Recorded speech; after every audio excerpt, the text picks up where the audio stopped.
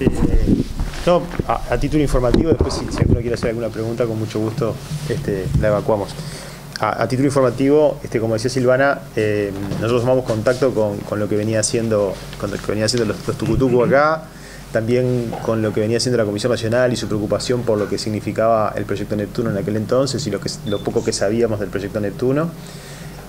Nosotros en la Clínica de Litigio Estratégico tenemos la metodología de que todos los años cuando empezamos un curso discutimos, debatimos con los estudiantes a ver qué cuestiones de carácter social les preocupan, bueno, en este caso ambiental, que también ha sido una cuestión en la que nos hemos dedicado bastante, y apareció el tema del proyecto Neptuno. Ahí fue que empezamos a mapear quiénes estaban involucrados en esto, quiénes podía afectar más directamente. Bueno, y comenzamos una serie de acercamientos para entender un poco más de qué se trataba. Es un tema bastante complejo para nosotros, que somos abogados y son estudiantes de abogacía, y acá había muchos componentes que eran de temáticas ajenas. Y bueno, dentro de esas medidas para entender un poco más, una que decidimos hacer fue venir hasta acá, recorrer un poco para ver cómo era Arasatí, conocer el lugar, conocer a la gente, conocer las preocupaciones del lugar. Nos recibieron maravillosamente, nos contaron sus preocupaciones, y bueno, tomamos nota de todas esas cuestionamientos, preocupaciones que los vecinos tenían, y nuestra segunda etapa fue vincularnos con los científicos, digamos, de la Universidad de la República, pero de otras áreas, de la Facultad de Ciencias, de la Facultad de Sociales, distintos servicios de la Universidad de la República que entendíamos podían aportarnos mayor conocimiento. Y bueno, y fuimos invitando a muchos de esos científicos a que vinieran a la clase nuestra a explicarnos, a contarnos y que nos compartieran los documentos y lo que habían estudiado hasta el momento. Y ahí, bueno, empezamos a entender un poco más que había una serie de cuestionamientos, y en la medida en que avanzábamos en el conocimiento del proyecto, los cuestionamientos aumentaban y aparecían nuevas preguntas y nuevas dudas y nuevas cuestiones que no habían sido tenidas en cuenta. Todo esto en el marco de un proceso que fue muy secreto, donde OCE no permitía acceder a la mayoría de la información que detallaba el proyecto. Para esto se decía que la ley en la que se eligió para el formato de este proyecto es una ley que al privado que propone el negocio le da ciertas ventajas, y entonces dentro de esas ventajas está una especie de reserva. Tuvimos que hacer muchos procesos judiciales de acceso a la información pública, y a través del juzgado conseguir que nos fueran entregando de a poco información sobre el proyecto. Y bueno, con esa información y con el intercambio de lo que también otras organizaciones sociales iban haciendo en el camino, iban averiguando, fuimos armándonos de un poco más de información sobre el tema. Y luego llegó el momento en que teníamos que analizar desde el punto de vista jurídico, ahí sí nuestra área de conocimiento, cuál era el mejor camino para intentar, una vez concluido que el proyecto no era bueno, ver qué caminos judiciales podían o no judiciales podían frenar esto. Y así surgió, primero, cada vez que OCE dictaba una resolución que implicaba que el proyecto avanzara, nosotros interponíamos recursos ante la propia OCE, pero ya sabíamos que era con muy poco resultado. Pero era algo que había que ir haciendo y oponiéndose hasta que decidimos que había que llevarlo a la justicia. Y ahí hubo un debate en la clase sobre qué camino era el que podía resultar más exitoso. Y en el marco de esa discusión entendimos, tomando en consideración otros antecedentes de otros casos que habíamos tenido antes, con alguna similitud, que el camino que podía tener mejores chances era el de plantear una medida cautelar de no innovar. ¿Qué significa esto? Significa decirle a un juez, este proyecto genera un montón de incertidumbres que aún no han sido aclaradas, un montón de peligros que no sabemos si van a ocurrir o no van a ocurrir, por lo tanto lo prudente es ponerlo en pausa, evacuar todas esas dudas, que nos respondan todas las preguntas que tenemos, que nos garanticen que determinados daños que parece que van a ocurrir, no van a ocurrir, pero mientras tanto, mientras podemos discutir todo eso y se hacen todos los estudios pertinentes, porque una de las cosas que advertimos es que había muchísimas cosas sobre las que no había estudios, o los estudios que habían no eran actualizados. Entonces decidimos ir por ese camino, que era presentar una medida cautelar preparatoria de no innovar, de decirle al juez, usted ordene que esto se ponga en pausa hasta que se evacúen todas estas dudas y podamos discutir en un plazo más amplio, más largo, con mayor seguridad para todos, qué daños puede traer este proyecto. Además, a eso se sumaba que cuando iniciamos esto, pretendíamos que no se adjudicara la licitación a nadie, Eso lamentablemente no llegamos a tiempo, porque este proyecto tuvo momentos donde iba muy rápido, donde las decisiones que se tomaban en el ámbito de OCE eran muy rápidas, muy aceleradas. Finalmente se adjudicó el proyecto al consorcio de las empresas que habían presentado el proyecto, como suele ocurrir, y ahí ya solamente nos quedaba evitar que se firmara el contrato, porque una vez que el Estado uruguayo firma el contrato para esta obra, no solamente que es mucho más difícil echarse atrás, sino que además el echarse atrás genera también un daño económico para el país muy importante, porque hay que indemnizar a aquel con que se firmó un contrato y ahora no se va a cumplir con el contrato. Entonces nos pusimos como propósito que esto fuera una medida de no innovar en el sentido de prohibir la firma del contrato. Y así lo presentamos. Cuando lo presentamos ante la justicia civil, que según el mapeo que habíamos hecho era el espacio donde teníamos más chances, lo primero que nos dijo la jueza que nos tocó es que no era competencia de ella, que tenemos que ir a juzgados de los contenciosos administrativos, otro tipo de juzgados, que no eran tan buenos según el mapeo que nosotros teníamos. Y bueno, eso tuvimos que apelarlo. Luego se nos dijo que teníamos que ir al Tribunal de la Contencioso Administrativo, donde otras organizaciones ya estaban. Eso también lo apelamos. El tribunal revocó la decisión de la jueza y le ordenó sí seguir adelante por el camino. Nos dio la razón, le ordenó seguir por el camino que habíamos planteado, pero también nos advirtió que la jueza, al fundamentar las razones por las que entendía debíamos ir por otro camino, ya había entrado al fondo del asunto, se había pronunciado sobre el fondo del asunto, y eso es una hipótesis de prejuzgamiento que permite pedirle al juez que sea parte de esa causa. Hicimos ese camino, y se lo aclaramos a la jueza, que no es que lo planteábamos porque tuviéramos alguna duda sobre su imparcialidad ni su honradez, no era una razón de esas, porque es la otra razón que permite plantear una recusación de un juez, sino que simplemente había adelantado opinión, como cualquiera le puede pasar, que ya opinó sobre algo, entonces después no puede dictar una sentencia sobre ese tema. La jueza lo entendió muy bien y decidió aceptar. O sea, no fue al tribunal para que revisara si teníamos razón o no, simplemente la jueza dijo, tienen razón, y ahí el expediente pasa automáticamente al turno inferior. Esta jueza era la de 10º turno, pasa a 9º turno, que es el juez Recarey. Cuando el juez Recarey recibe este expediente, bueno, lo estudia evidentemente, pero rápidamente cita una audiencia y convoca no solamente a los 11 testigos científicos que nosotros habíamos propuesto, sino que también convoca a 3 más, porque surgían de un informe sobre la salinidad del agua en la zona de Arasatí, que había preparado la Facultad de Ciencias para la propia OCE. Y bueno, con esos 11 testigos vamos a la audiencia, pero el juez, en aras de darle más garantías a todos, si bien eso no era obligatorio, decide notificar de esto a la OCE, al Ministerio de Ambiente y al Ministerio de Salud Pública, a quienes nosotros habíamos identificado como eventuales responsables. OCE es obvio, el caso del Ministerio de Ambiente por los estudios de impacto ambiental que aún no estaban aprobados, y por todas las omisiones que en el estudio de factibilidad, el primer estudio de factibilidad ambiental, el Ministerio de Ambiente había cometido, y el Ministerio de Salud Pública pues tiene una competencia natural en el control de la calidad del agua potable. El juez, como decía, si bien no era obligatorio, el juez Recarey, para darle más garantías a todos, les da noticia y los cita a la audiencia al Ministerio de Salud Pública, al Ministerio de Ambiente y a la OCE,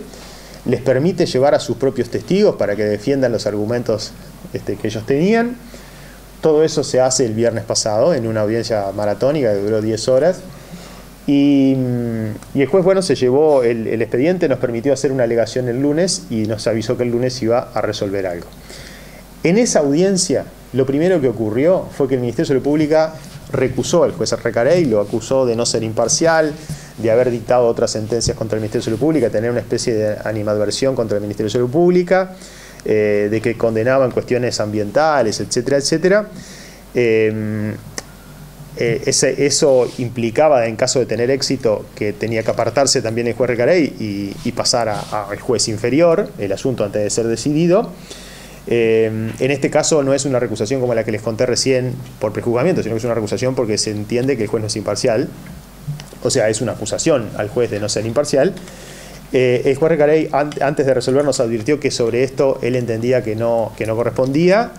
pero que de todas maneras lo iba a elevar urgentemente al tribunal, porque si tenía razón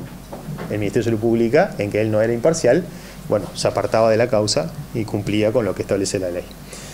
A cuento de eso, les digo que hoy resolvió el Tribunal de Apelaciones esa recusación. Y él dice así, esto salió hace un ratito, dice: el tribunal, con el voto coincidente de sus 3 integrantes, se pronunciará por rechazar de plano la recusación promovida al considerarla manifiestamente infundada. Por lo que se dirá a continuación, bueno, acá está toda la explicación de por qué no corresponde acusar de ausente de imparcialidad al juez Recarey solo por el hecho de que el Ministerio haya perdido muchos juicios con él. Finalmente dice rechazar por manifiestamente infundada la recusación con costas de cargo de la recurrente, es decir, que los gastos de este incidente los tiene que pagar el Ministerio de Salud Pública por haber litigado sin ninguna razón. Esto hace que se confirme que el juez Recarey es el juez que va a entender en este asunto, es decir, que el noveno turno va a ser el que va a decidir definitivamente sobre este asunto. Y volviendo al relato cronológico, en esa audiencia del lunes el juez dejó fuera al Ministerio de Salud Pública y dejó fuera al Ministerio de Ambiente, pero sí dictó una resolución que dice así: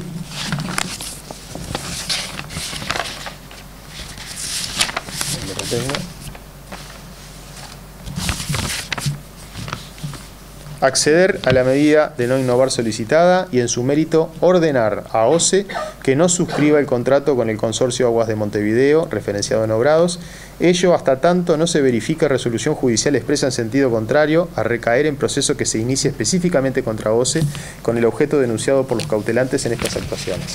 Traducido, esto significa que hace lugar a la que nosotros pedimos, es decir, pone en pausa el proyecto Neptuno hasta que no sea discutido en un juicio principal, que es lo que vamos a promover ahora, un juicio principal para discutir todos los cuestionamientos a Neptuno. Ese juicio principal insume normalmente 1 año o 2 años de plazo. Mientras tanto, en la medida en que la decisión del juez Recarey de esta medida cautelar se mantenga, porque el gobierno anunció que la va a apelar, aún no se ha presentado ninguna apelación, pero mientras esté vigente no se puede hacer ninguna actividad en la zona vinculada al proyecto Neptuno. Sobre este punto, en la audiencia declararon autoridades de todos los ministerios, entre ellos una de las máximas autoridades sobre esta materia del Ministerio de Ambiente, y dejó bien claro, yo le pasé a Silvana después la grabación, dejó bien claro que mientras esta medida cautelar esté vigente,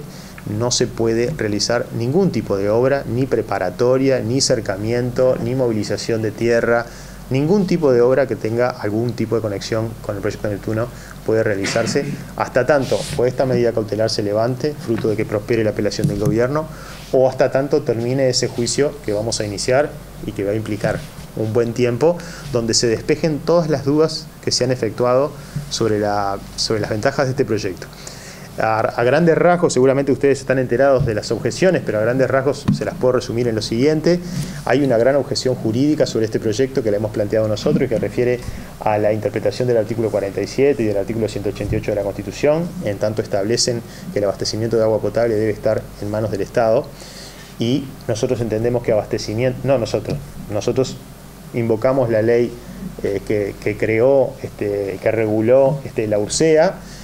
la unidad de regulación que compete al agua potable, que establece que el proceso de abastecimiento de agua potable incluye todas las etapas, desde la toma de agua bruta, la potabilización y la distribución. OCE ha sostenido en todo este lapso que este abastecimiento es solamente distribución, no incluye los procesos de toma de agua y de potabilización que podrían estar en manos de privados. Esa es una gran objeción jurídica que va a haber que resolver, que en este caso el juez está adelantando de alguna forma, que parece cierta la objeción que estamos haciendo. Y por otro lado, una serie de objeciones que tienen que ver con cuestiones, digamos, ambientales o de impacto del proyecto en la zona de Arasatí. Y en esto las más importantes tienen que ver además con la calidad del agua, es decir, los estudios de los científicos de la Universidad de la República que nosotros agregamos han constatado la calidad del agua de que se tomaría del Río de la Plata para potabilizar. En primer lugar, Neptuno no prevé ninguna planta desalinizadora, y la salinidad, los momentos de alta salinidad del Río de la Plata en esta zona son muy altos, son muy frecuentes, son pocos los momentos en el año en que el agua, digamos, está dulce como para poder potabilizarla. Y para que tengan una idea más o menos en números, esto lo explicaron los científicos en la audiencia, el agua para tener la autorización del Ministerio de Salud Pública no puede superar los 0,45 de sal, y el promedio en Arasatí es 3 puntos, incluso con momentos en el año de 6 puntos. Cuando supera los 0,45, cuando pasamos a 1, por ejemplo, es el agua que recibimos, en 1 estaba el agua que recibimos en el momento de la crisis hídrica que se notaba que el agua tenía un sabor salado. Bueno, ahí estaba apenas superando 0,45 y el promedio en Arasatí es 3 puntos, así que imagínense que sería el triple de salada de la que recibimos en el momento de la crisis hídrica. Además del tema de la salinidad, hay un fuerte cuestionamiento al impacto de las cianobacterias que periódicamente se advierten en los estudios que se han hecho sobre la zona, no solamente en la zona de Arasatí, sino del río de la Plata, lo cual genera un grave problema para su potabilización. En tercer lugar, no ha habido estudios que aseguren que la creación de la reserva de agua bruta, el famoso polder que se anuncia, que al inicio, vale la pena decir que al inicio de la presentación del proyecto no había polder, o sea, el primer proyecto Neptuno decía que el agua siempre era dulce y por lo tanto se podía potabilizar siempre, es decir, que se podía proveer de agua tomándola simplemente cualquier día del año del río de la Plata. Cuando aparecen, ya no hay más manera de ocultar los estudios que daban cuenta de los episodios de cianobacterias, etc., es que se empieza a decir, bueno, pero para los momentos de salinidad va a haber agua reservada que habremos bombeado cuando el agua está dulce y que la conservaremos para poder abastecer en esos periodos. Ahí primero se habla de un polder que iba a tener 14 hectáreas, después ya pasamos a 100 hectáreas porque se demostraba que los momentos de salinidad eran tan frecuentes que la cantidad de agua que había que tener almacenada para poder proveer implicaban una cantidad sumamente grande. Respecto a este punto, no hay ningún estudio en el proyecto que asegure, primero, cómo se va a hacer para conservar en buenas condiciones el agua estancada en un tamaño tan grande. Las experiencias que hay en el Uruguay no hay ninguna, en el mundo son pocas, apenas los Países Bajos tienen alguna experiencia en tanta cantidad de agua acumulada y conservada. En el Uruguay los embalses que hay son todos sobre cursos de agua, por lo tanto hay movimiento en el agua, no es de agua quieta. Carísimo. Sí, bueno, además todo lo que significa mantener eso. Pero por otro lado, un cuestionamiento sobre el que tampoco hubo ningún estudio, no es que no hubo respuesta, no hubo ni siquiera estudio, es el impacto que ese volumen de agua podría tener en el acuífero Raigón, que está por debajo de la tierra, en esta zona bastante cerca, porque es una zona de descarga del acuífero. Entonces no se estudió ni se sabe qué podría pasar si esa agua acumulada ahí con las cianobacterias y con la sal del río de la Plata se filtrara para el acuífero Raigón, y si se podría expandir por el acuífero y afectar otras zonas de San José. Eso no sabemos, la verdad es que no sabemos, no lo sabemos nosotros, no lo sabe la OCE, no lo saben los que están al frente del proyecto. Lo que sí sabemos, porque esas preguntas las hicimos, es que no hay prevista ningún tipo de impermeabilización o de aislamiento para que esas filtraciones, ya sea de la reserva de agua bruta hacia el acuífero o del acuífero hacia la reserva, puedan filtrarse. Tampoco hay una previsión específica sobre qué se va a hacer con los lodos que produce el proceso de potabilización. El proceso de potabilización del agua y sobre todo estas cantidades produce una cantidad de lodo muy grande que es contaminante. Lo único que se ha dicho es que se va a hacer un agujero en el campo, un pozo en el campo para enterrar el lodo, pero no hay ninguna previsión de cómo hacer para que eso no contamine el suelo. Es decir, no quiero seguir aburriéndolos con todos los cuestionamientos, pero a esto podemos sumarles cuestionamientos paleontológicos sobre la riqueza del lugar, arqueológicos sobre la riqueza del lugar. No se ha tomado en cuenta adecuadamente el impacto en la gente, en la vida cotidiana de los vecinos, en las actividades productivas de los vecinos, cómo va a impactar esto también en la producción local, etcétera, etcétera. Hay un montón de elementos que por lo menos no han sido ni siquiera, en algunos casos ni siquiera considerados, y en otros no hay ninguna medida de mitigación del impacto o del daño que pueda provocar el proyecto.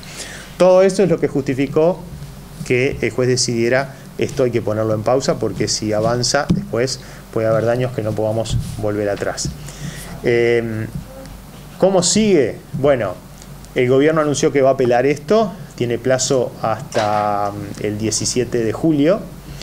porque ahora comienza la feria judicial la semana que viene, así que hasta ahí no sabremos si apela o no apela, pero seguramente sí. Si apela, nosotros vamos a contestar esa apelación, eso va a ir al tribunal, y el tribunal resolverá si mantiene esta pausa o no mantiene la pausa.